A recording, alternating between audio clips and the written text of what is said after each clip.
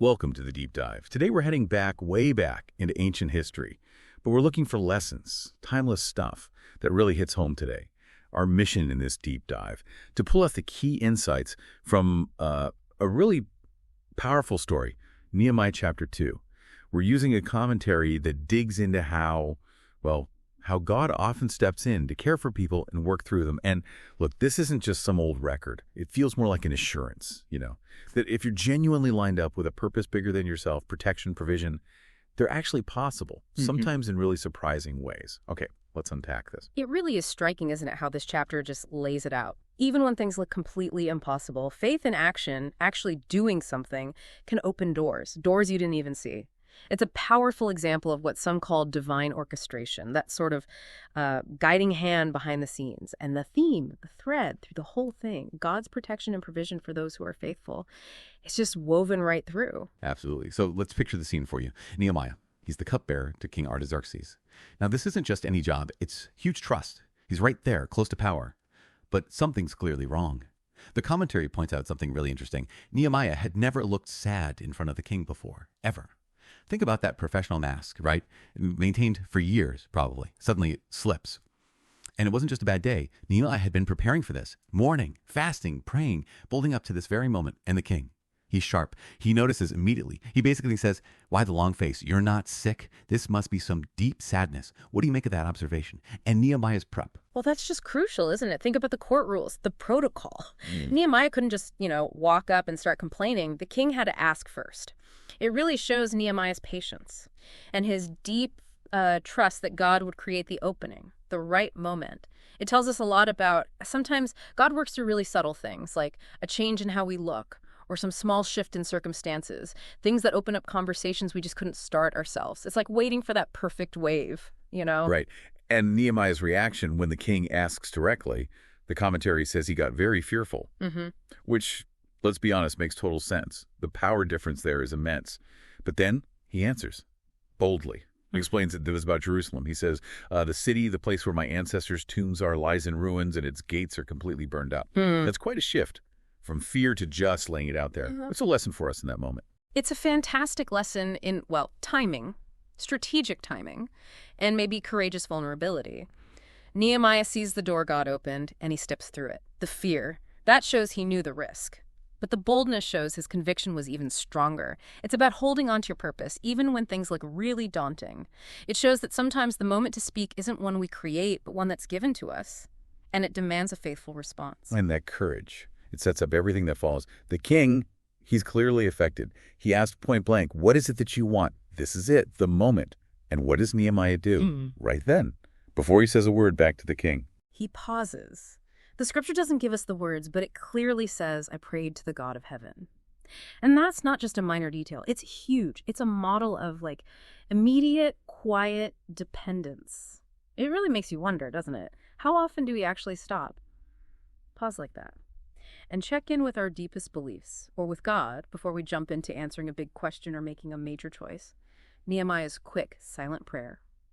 It's like a masterclass in getting aligned before you speak, trusting the right words will follow. And the results of that quick prayer, pretty staggering, actually. The king and the queen's right there, too, asked how long the trip will take.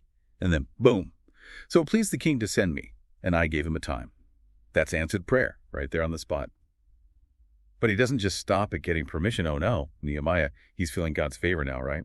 So he pushes a bit. He asks for letters for safe passage from the governors beyond the Euphrates River.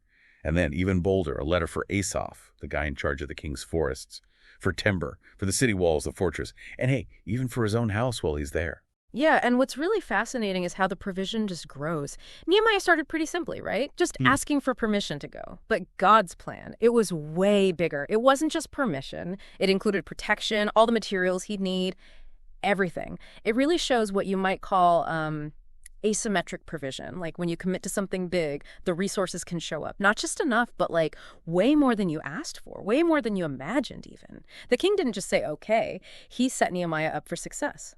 Big time. And the king, according to the good hand of my God on me, Nehemiah says, grants it all. Instantly. But here's the real kicker, the above and beyond part. The king also sends an escort, army captains, cavalry, for protection. Nehemiah didn't even ask for that. It just hammers home the point, doesn't it?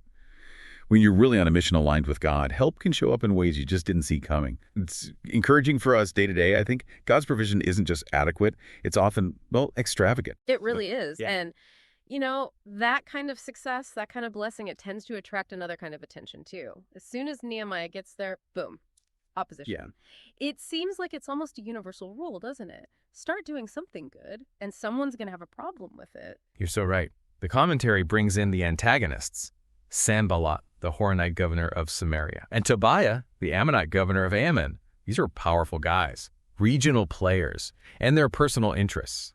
Directly threatened by Nehemiah's plan, their reaction. The commentary says they were very displeased that someone had come to promote the welfare of the people of Israel. And the commentary kind of pulls back the curtain on why.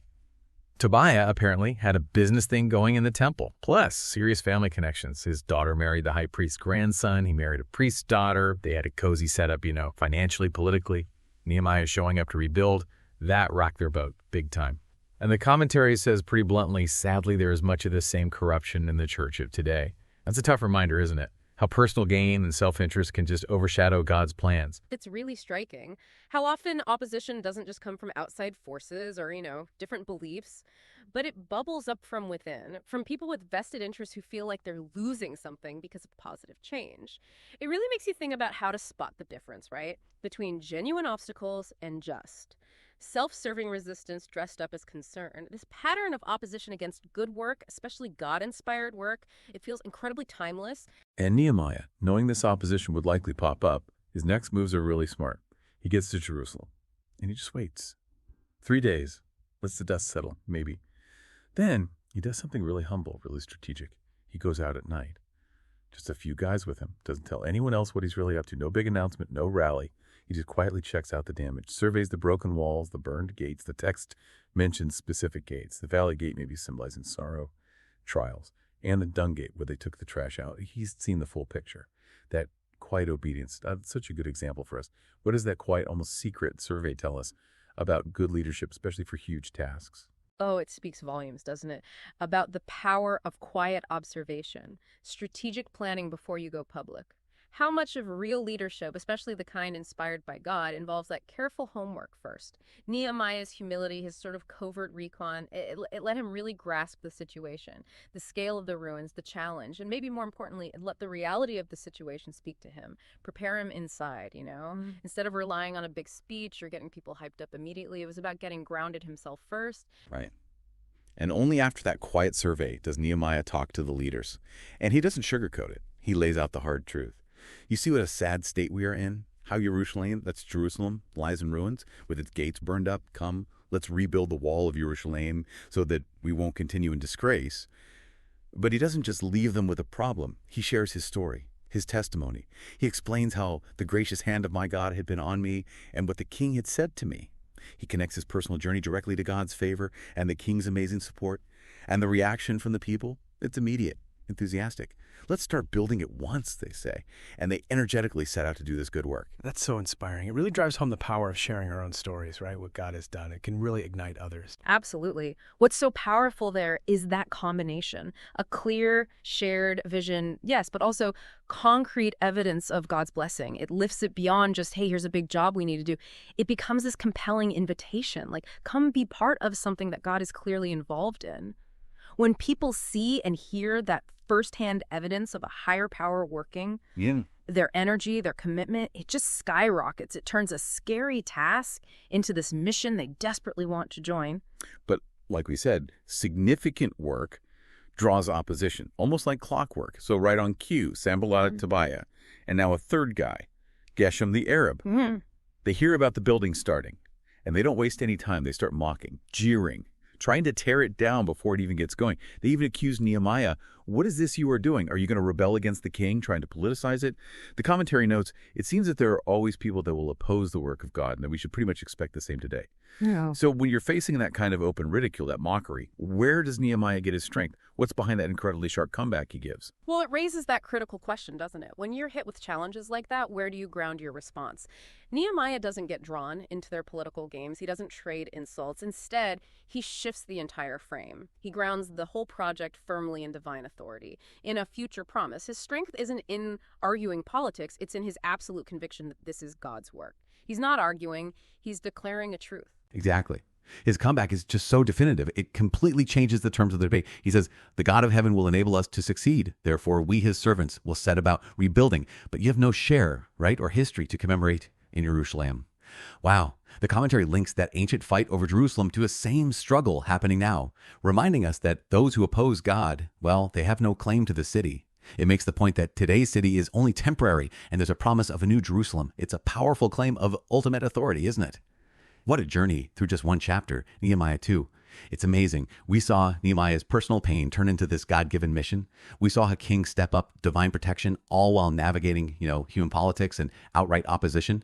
So what's the bottom line for us? What do we take away? Well, the power of praying first, that humble prayer before big action, the wisdom in quiet, strategic planning, how inspiring it is when you clearly share a God-given vision, and maybe above all, just unwavering faith, trusting God provides that success is possible, even when things look really tough. Nehemiah's story. It's more than just rebuilding walls, isn't it? It's about the resilience of faith when you're facing huge challenges, outside and inside. It makes you wonder what ruins in your own life, or maybe in the world around you, is God prompting you to quietly check out first, to plan for strategically, and then to courageously start rebuilding, trusting that God's hand will provide maybe even more than you expect. Yeah, and if you look at the bigger picture here, Nehemiah's story really boils down to this true success. It's not just about human strength or being clever. It's deeply about aligning our own will with God's purpose.